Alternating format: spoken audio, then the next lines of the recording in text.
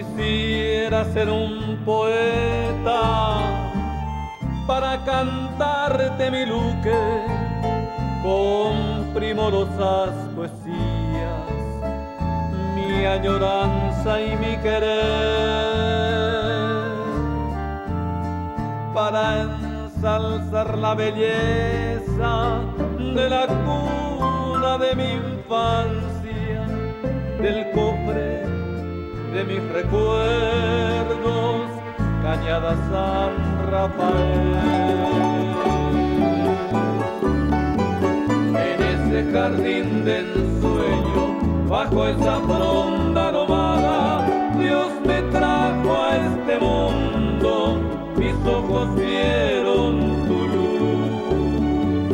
Por eso yo soy luqueño, y guaraní es mi estirpe, es tricolor mi bandera, el rojo, blanco y azul.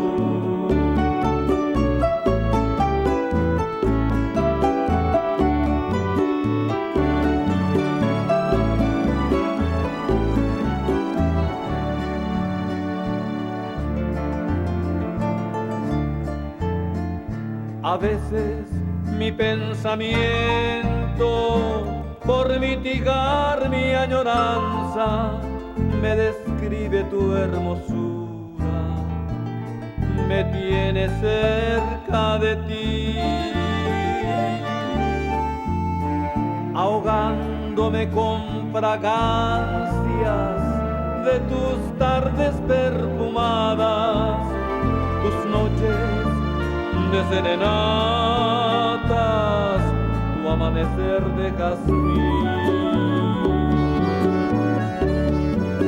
A pesar de la distancia, yo te llevo en mi memoria, y aunque me tenga el destino tan lejos de tu calor, quisiera darte un abrazo, pequeña patria querida, cantando esta melodía, querida.